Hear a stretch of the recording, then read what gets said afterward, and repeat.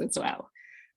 So this session's about volunteering, and we were just talking about how volunteer experiences can really make or break what you think about an organisation. So if you have a brilliant volunteer experience and you're a volunteer somewhere where they treat you well, you just think really good things about that organisation. And I know for me, some of the best experiences that I've had have been as a volunteer, and they've made me want to dig deeper into the areas that I was volunteering in. When I put this session together, there was one organisation that I really wanted to include, which was the Jewish Volunteering Network, JVN. And JVN work developing best practice of working with volunteers, and they also share volunteer opportunities. And people think that that is in the Jewish community, but it's really in the Jewish community and beyond. So I invited Joe Masters to join us and to run a session about the do's and don'ts of volunteering. And Jo works for JVN as the training and development coordinator.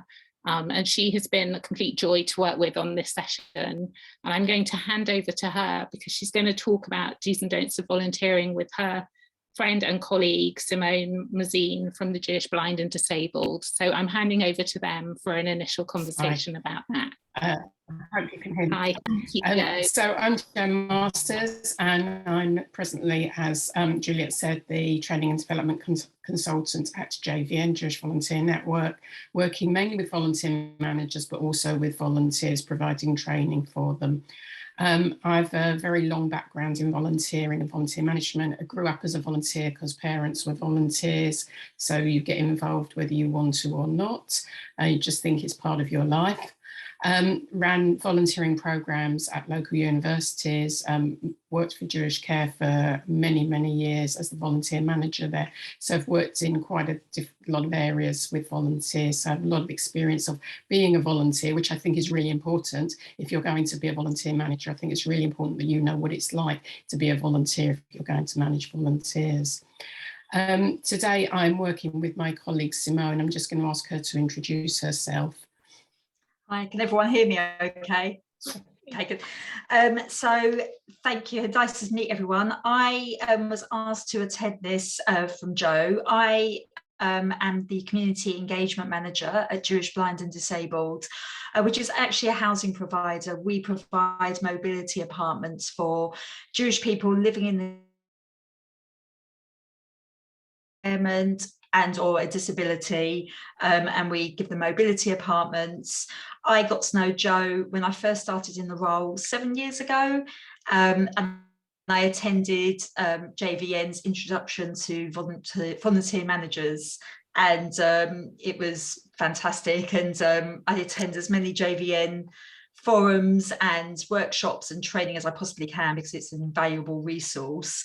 In my actual role, I manage approximately 100 volunteers, some of which we got from the COVID pandemic, who we've kept, which is lovely. And yeah, I'm constantly managing, training, and yeah. Working with volunteers. Working with volunteers. So what we're going to do is I was asked to run this session on the do's and don'ts of volunteering, and I brought Simone in because she always has great stories of things usually that have gone wrong and why we need volunteer management. And she was the first person that came to mind because she's never shy about sharing her experiences of working with volunteers. I've got so many. So when Juliet said to me do's and don'ts of volunteering, the first thing that came to mind was all the don'ts, and I really don't want to be negative, so I'd like to think about mainly the do's, but there are things that we need to be aware of that we shouldn't, that shouldn't be happening. So the most important for me is, and I know I've read this in so many places, so it's not just my opinion, but when you're choosing a volunteer really passionate about, because actually you're going to end up, if you're really passionate about that and you have a great experience with the organisation, you will end up as an ambassador for that organisation, and you won't resent giving your time, because as you know, as volunteers, you don't get anything in return for your volunteering except a feeling of self-satisfaction, hopefully, and it makes you feel good. And You learn, absolutely. All volunteering roles will provide or should provide the opportunity for you to learn. If you're being well managed, then the organisation should be taking into account the things that you want to get out of you. All of you as well, that conversation initially with the person who interviewed you, who took you on, but you know who your supervisor is, and you've shared, or your manager, and you've shared with them what you want to get out of your volunteering role, because it's really important that their expectations, both your expectations are met and the organisation's expectations are met. And in order for you to succeed in your role, there should be continual good volunteer management and training. Training is absolutely essential. It was very interesting for me during the pandemic when the mutual aid groups sprung up and sprung into action, which was absolutely fantastic, that they managed to get all these volunteers mobilised immediately and out there volunteering, but actually was there any training taking place? And some of the things that we'll talk about don't doing often come about as a result of not having been properly trained. There's a wealth of information on the internet around volunteer management, and volunteer managers are not precious about you taking their information and using it. There's no need absolutely to ever to reinvent the wheel. Use okay. There was a church group in North America who actually printed a document, do's and don'ts for volunteers, which I'm happy to share with you, Julia, if you want to then circulate afterwards. And just very briefly to go through, but then to go on in more detail of the things that we're thinking about. It's just very simple things that if you're a volunteer, you are a member of a staff team, whether you're paid or you're not paid, you are a member of that team. And so you would be expected to behave in a professional way, just as if you were a paid member of staff. So you'd want, so the organisation that you're volunteering with would want you to arrive on time, and they want to see that you're committed to the role. So if you're going on holiday or if you can't be there for any reason, you should be letting them know. They want to see that you're working well with any of the people that you're mixing with, whether it's staff or clients or service users. Respect the beliefs and faith practices of those clients and the other volunteers and members of staff. Maintaining confidentiality concerning the people that you're there with. Safeguarding is really another important aspect that we'll talk about in a bit more detail, and also regarding boundaries, making sure that the boundaries between you and the people that you're working with are very clear. Honesty, loyalty to the organisation, all these things are really, really important. And I haven't got time to go into everything in a lot of detail, but what I want to really talk about is the fact that all these areas should be covered in some sort of induction. And I'd like to think that all of you have had a great induction and training for the role that you've taken on. And if not, perhaps that's not the right place for you to be volunteering, or is it a conversation that you can have with the person who is your supervisor, your line manager? It's absolutely essential that you know who that person is, that you know who it is that you can go to should there be any issue that you are worried about, because volunteers should not be taking problems home with them. It's really hard to say, I would want to say, and walk away. As human beings, we can't ever do that. We always worry about things that have gone on, but please make sure that you share any of those issues with a member of the staff or another volunteer who's got, if it's a volunteer-led organisation, you should know who that person is. Talking about things such as confidentiality, there will be times that the clients, service users, other volunteers tell you something, and you have to think about what do you do with that information. There's issues around confidentiality where you might just turn up and find somebody there that you know. Do they want you to share the fact that they are in the same place as you with people outside of the organisation? How much of the information that you learn from your volunteering should you be taking away from that organisation and sharing with other people? So just going to ask Simone now to come in and talk about and give us an example of confidentiality, something that has gone on at JBD. Yeah, definitely. I just wanted to add as well, for me, the key word is communication, because in order to recruit volunteers, we have clearly defined roles even before we recruit the volunteers, so that any potential volunteer is aware of what it is that we're looking for, and obviously is going to get the best possible outcome from their volunteering journey with us. So as Joe said, we have an induction that we provide to all new volunteers, where we go through confidentiality, boundaries, health and safety. But we also, it's not just a one-off training. We have constant ongoing training, because things might change in terms of legislation, but also just to get that communication going. And it's a great way for volunteers to come forward and give us any issues or tell us about any issues. It's just a really good practice, I think, to just keep those communication lines going. In terms of scenarios, confidentiality. So one of the big things for us, particularly in our organisation, is a lot of people know each other. That a lot of people know people from previous. A volunteer who had prior knowledge of a new tenant that came to live with us. And I overheard her talking about this particular tenant to other volunteers and other tenants about their personal life, and saying what their disability was. Obviously, before a volunteer starts with us during their induction, we ask them to sign the confidentiality of anything that they know about, or anything that anyone tells them has to remain confidential. In this instance, it was an oversight, and I think it was just this volunteer just got a bit carried away and just started saying, oh, I know this person that's moving in. And obviously it was an isolated incident, but I just had to address the fact that the importance of confidentiality and why it's so important. The upshot of that is the tenant would have moved in somewhere and everyone knew who they were, what was wrong with them, who they knew, who they'd been married to, and it was just a total breach of our confidentiality. And I think that isn't there with the confidentiality totally. And the boundaries. I think, yeah, I don't know if you will want to talk about the boundaries that as well, because I have another scenario. So this again happened before COVID. We had a volunteer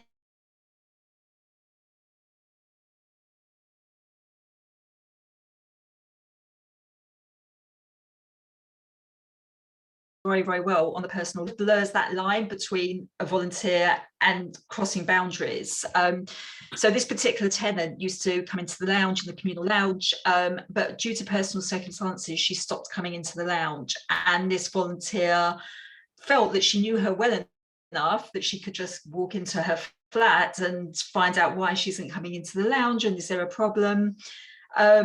And it made the tenant feel very uncomfortable, because she didn't necessarily want to share why she wasn't joining in with the activities, why she wasn't coming into the lounge. And unfortunately, I kept saying to her, please don't go into the tenant's flat. If there's anything wrong, then obviously we know how to deal with that. She repeatedly went in, to the point that we had to say to her, if you carry on doing this, if you do it again, we're going to have to ask you not to volunteer with us anymore, which is a shame, because she was a really good volunteer. But I think that, like I said, the boundary lines just were blurred in this case, because she felt like she was on a personal level friends with this particular tenant, and she couldn't understand.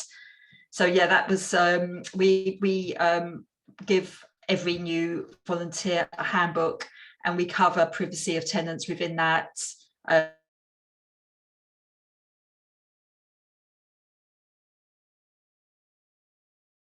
Call me if she was one tenant, or we have house managers on duty she could have contacted as well. But she just felt, because she'd been with us for so long and she knew the tenant so well, that she could just walk into her flat. But it meant that the tenant felt like her privacy had been compromised. I think there's a fine line that we have to be very careful to tread between being a friend and a professional friendly with the clients, but actually there's the friendly, but you have to take a step back as well. A professional friend would not share the same sort of information with the client as a friend would share with their friend.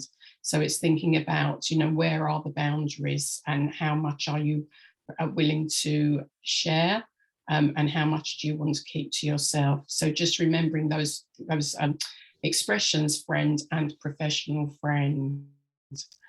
What was I going to say? Oh yes, I think the other area that we need to talk about very much, and all of this really is, I always say that to volunteers, we provide training for volunteers to protect you. It's to protect the to protect you. And if we think about areas such as safeguarding, which are, you know, safeguarding is a buzzword, isn't it? Everybody talks about safeguarding, safeguarding. Safeguarding covers everything, all the things we've talked about, confidentiality, boundaries. Safeguarding covers all sorts of areas of volunteering. And it's actually safeguarding you as well. One of the things that comes under safeguarding for me is lone working, which I think that I don't know if any of you are involved in lone working, but it's something that you really need to think about. Are you out there ever with a client in a one-to-one situation? And what might happen as a result of being in that one-to-one situation, thinking about physically, thinking about how it could be construed, but is it actually appropriate for you to be working one-to-one? Should there be somebody else around? There's a really great resource on the Susie Lamplet Trust website, which I would encourage everybody. But for safeguarding, as I said, it covers all sorts of areas. And I know Simone's got an example around, I think it's shopping, it is isn't shopping, it? Around, yeah. Again, volunteers are amazing. And I think that sometimes our volunteers don't want to say no. We had a tenant who, it was so simple, she was running out of milk. And she asked this volunteer in particular if she could go to Tesco's and grab her some milk.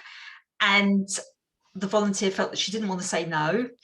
She had a relationship with this tenant, so she said yes, and she took some money and she went to Tesco's. And when she came back, there was a problem because the tenant in particular had early onset dementia and claimed that she gave her more money than she. It caused a lot of upset, actually, and a big issue for the tenant, the tenant's family, the volunteer, and it was really unfortunate, and it could have been avoided. It's a really tricky one. We always say in our health and safety as well to volunteers that should the fire alarm go off in the building, get yourselves out, because we know our house managers are trained firemen. The induction that any volunteer will say to me, well, I couldn't do that.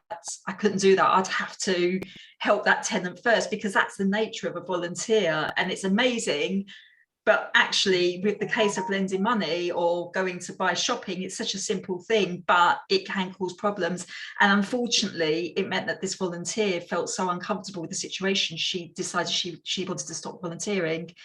It was just really, it was a real shame. I think as volunteers, we have an issue around saying no. We're volunteering because we want to help, and helping means saying yes and not saying no. And I think that's a real issue for us all as volunteers, that's what we're there for. We're very short of time, so I just really want to sum up a lot of what Simone has said around confidentiality, boundaries, about not giving out your name, not sharing confidential information about yourself, not giving out your phone number. Once you've given out your phone number, could open a whole can of worms. You know, somebody might ring you at 3 o'clock in the afternoon because they need a pint of milk, but then they might ring you at 3 o'clock in the morning because they just want somebody to talk to. So absolutely not giving out phone numbers, not inviting your clients, your service users to come to your home. You know, it may be that you are able to go out for a walk with them if you've had permission from the line manager, but not to be not to be inviting them to your home, not to lend money And also coming back to safeguarding, not to touch your service users. Sometimes it may be appropriate to put a hand on their arm or to guide them somewhere. But you have to, going back to the safeguarding, the lone working, and it's a horrible thing to say, but you have to be very careful about what can be misconstrued by people who are watching what is going on. So just to think about your personal safety as well as that of your clients. And absolutely not to conduct personal relationships with clients. You know, they are there as your clients, they are there as your as the people you're working with, and they are not actually your friends. So I don't want to stick with the negatives. Let's go back to the beginning where I'm saying that volunteering should be a great experience. You should be getting something from your volunteering, and you should be absolutely passionate about what you're doing, because then you will really enjoy the experience. And just to finish off, as an organisation that uses volunteers, we couldn't do our job without volunteers. So I always try and stress that to our volunteers. We do numerous events during the year to thank our volunteers. Communication again, we try to communicate with our volunteers as much as possible, because volunteers are a vital part of our business, that we just simply couldn't work without them.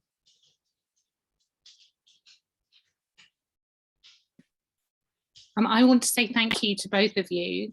I think you've given us so much to think about, and I think we could have lots more sessions on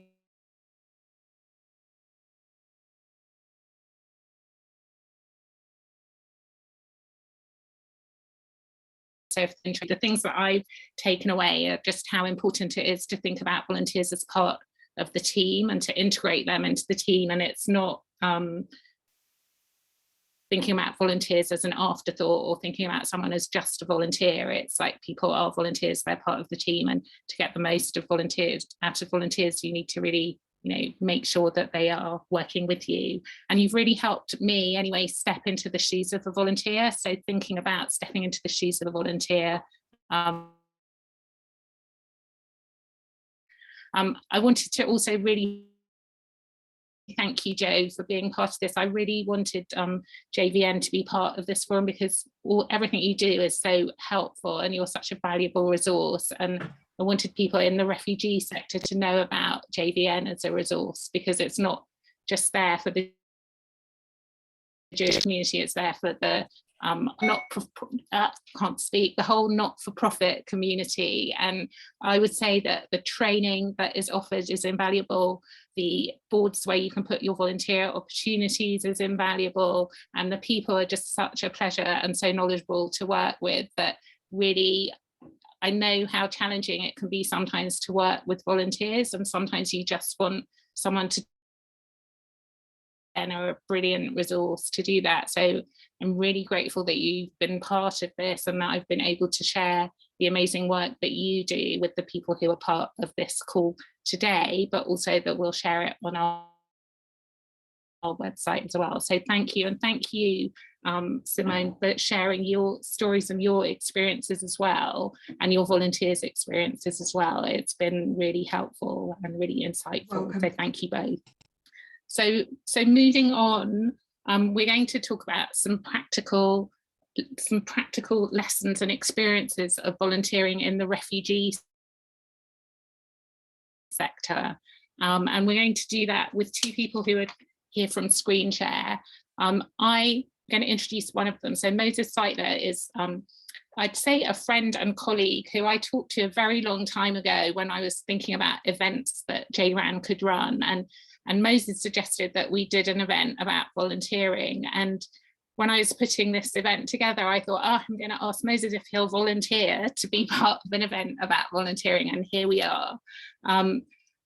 I have worked with you because you've helped us in your role at Screen Share, because we do some work with refugees and you've helped us access laptops for those refugees. I'm going to hand over so you can introduce yourself and your colleague, Vicky, and you can talk a bit about the practical experiences that you've had working with volunteers in the refugee sector.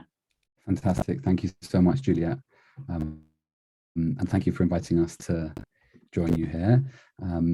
And I want to echo what you said about the previous speakers, because it was certainly insightful for us as well. We are still working it out, and so being a part of this learning environment is really beneficial to us, and we're grateful to your for your guidance. So Vicky and I have come here today to offer any snippets and lessons of experience which we have accrued in the hope that they can be of help to you, either as a volunteer or as someone who manages or coordinates volunteers. And we've also come here, we've been on with ScreenShare, which is an entirely voluntary initiative which refurbishes laptops for refugees in the UK. Volunteers identify laptops, they refurbish laptops, they deliver the laptops, they fundraise for the process, they make the whole project work, and they do so tirelessly. And it's for that reason I'll say that if you're listening and you have a laptop, we will take it from you and we will give it to someone who really needs it. I'm also, by the way, very conscious not only of time, but the fact that we're on a panel with people who know more about volunteering than we do. So if you see some heads shaking or eyebrows raised, then I do apologize for those in advance. I'm going to speak for a few minutes to Vicky, my co-director, who has coordinated volunteers for ScreenShare and is herself the most wonderful volunteer, and whose creativity and diligence has made ScreenShare into what it is today. So thanks, Vicky, for joining me. I won't speak for too long, but here are 4 things which I have noticed, both as a volunteer and as someone who manages volunteers. The first is this: what you give is what you get. So the more time you invest, the more time that you're able to invest, the more you get out of it. If you're a volunteer, you can't expect everything to fall into place for you to do one act and then to feel permanently fulfilled. You need to carve out that time in your life and your lifestyle, which respects volunteering and which makes it a part of you, as well as a help for action for someone else and for the greater good. And on the other side of things, for the volunteer managers, I would say you need to make sure that you are putting the structures in place such that volunteering becomes an important part of the volunteer's life, not just a favor, but actually something which is a part of themselves. I think the second thing that we've noticed, which is effective and which is a problem if you don't do it, is taking the time to build and communicate and to fashion a volunteer role which works for the volunteer and makes them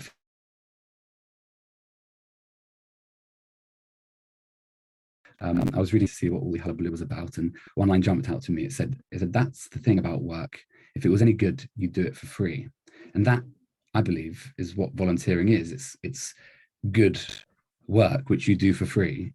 And for that work to be effective, you need to take all of the good things about professional work, the people, the structure, the purpose, the responsibility, the reliability, the personal development, and bring that into your voluntary role, leaving to the side perhaps the things about work which aren't as pleasant. And the reason that that's so important, because if the volunteer isn't happy, then you're not going to get anywhere, and it's going to breed a kind of awkwardness or resentment, which even good communication can sometimes not solve. So making sure that the parties are happy is no less important for being kind of obvious. The third thing I would say is that in volunteering, one should recognize the greater impact of the volunteering. You know, for me, there are 2 lifebloods.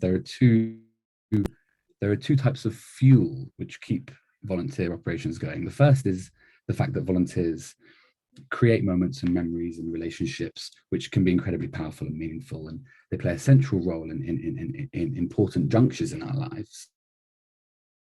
You know, that's kind of happy volunteering. That's the kind of the feeling good about it. But then there's a second fuel, which is, I think, more powerful, which is quite independent from your feelings of happiness and contentment. And that is the fuel which positions volunteering as something, but which positions the volunteer as an agent in something much larger than themselves.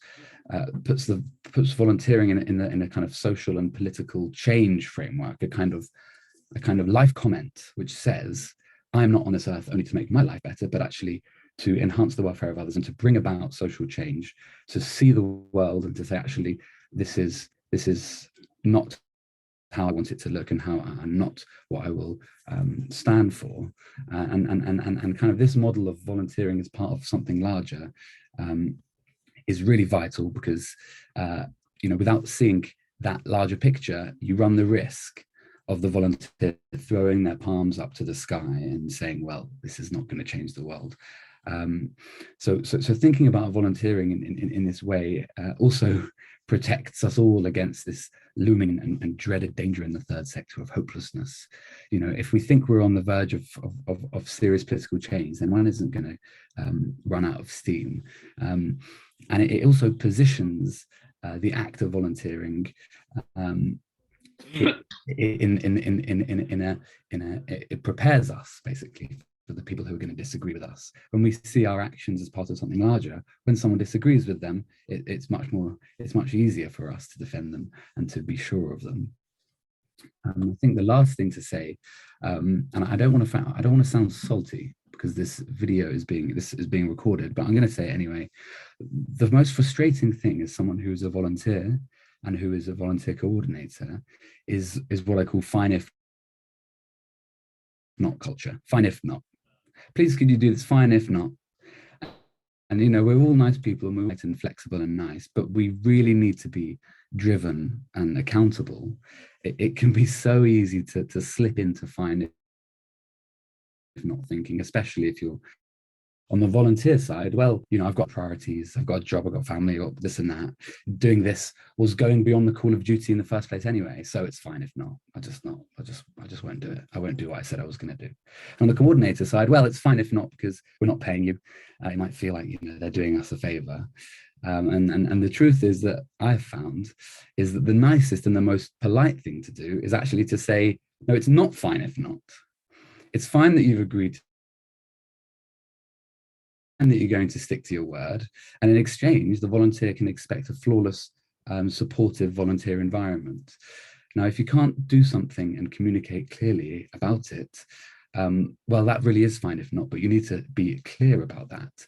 But on either side, we need to have enough self-respect as individuals and as organizations to expect the reliability that you get in the professional world. And I think that, for me, is the thing that is most important on that side. So that's kind of my thoughts and feelings. Why don't I hand over now to my co-director, Vicky, who can share some of her thoughts.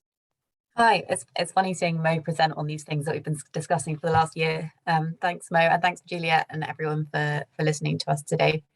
So I'm Vicky, and as Mo said, I co-coordinate and direct Screen Share as of December, and before that I volunteered for a year as comms coordinator, so kind of managed by Moses. So I'm here in a capacity as someone that has volunteered. My professional background is that I recently completed the civil service fast stream, working across asylum, resettlement and integration, and I'm now doing a PhD looking at UK asylum policy. So this is kind of my research area as well. And I've always supplemented my work and my previous degrees with some sort of volunteering.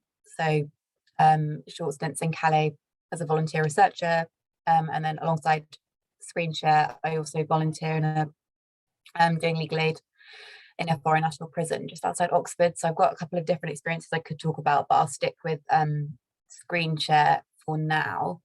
So I'll briefly cover kind of what we do with Screen Share. I think something that's interesting about us in particular is that both Moses and I are both volunteers, and we coordinate this network of volunteers. So some interesting things that came up, I think, with Joe, what you were saying about drawing boundaries, but in a different way between kind of if you're a volunteer manager as a volunteer and the volunteers. So a slightly different kind of boundary drawing.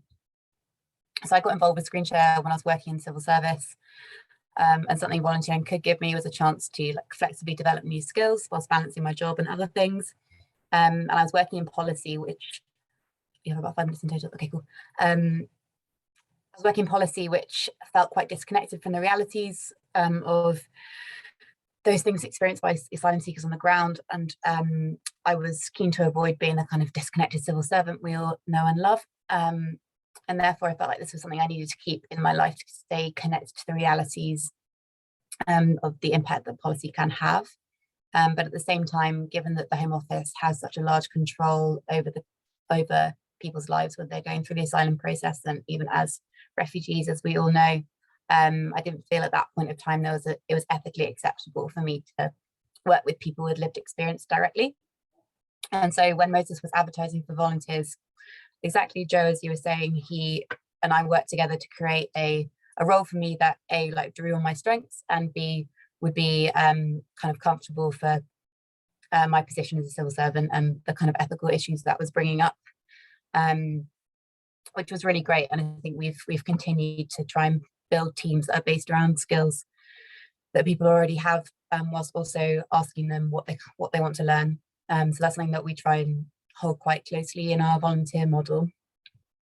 So I've now volunteered for Screen Share for just over a year, and I manage, as I said, a team of comms volunteers who run the social media.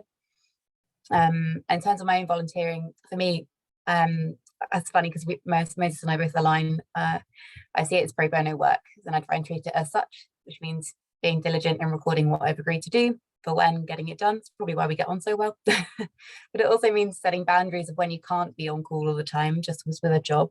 So something we've done at Screen Share is we've moved to a separate, we were originally working on WhatsApp, we've moved to a separate Slack channel, which is A, to keep everything in one place, and B, so that you can turn it off when you need to, because rest, as we all know, is really important. It's something we need to be mindful of, and something I think I could probably improve on. But I think it's important to be able to give people that space to say, I can't do it, as long as they do get the stuff they have committed to done. And then my second point, something I think I've been thinking about a lot in the discussion of volunteering that hasn't necessarily come up so far, is that it can come from a position of relative privilege to be able to give up your time to volunteering in the way that I do, for example. I think it's important to be reflective and kind of truthful about that. So I don't have children, I'm not on a 0 hours contract, and I live like a very, very relatively stable life, even though I'm on a tiny PhD stipend. But all this means that I'm able to give volunteering commitments my time and attention. And interestingly, there was a NCVO study from 2019 which found that Britain's volunteer community, or at least the kind of formal volunteering that we kind of talk about and recognise and count as such, is tilted very much towards people who are white, middle class, generally highly educated and middle-aged, so all relative markers of privilege.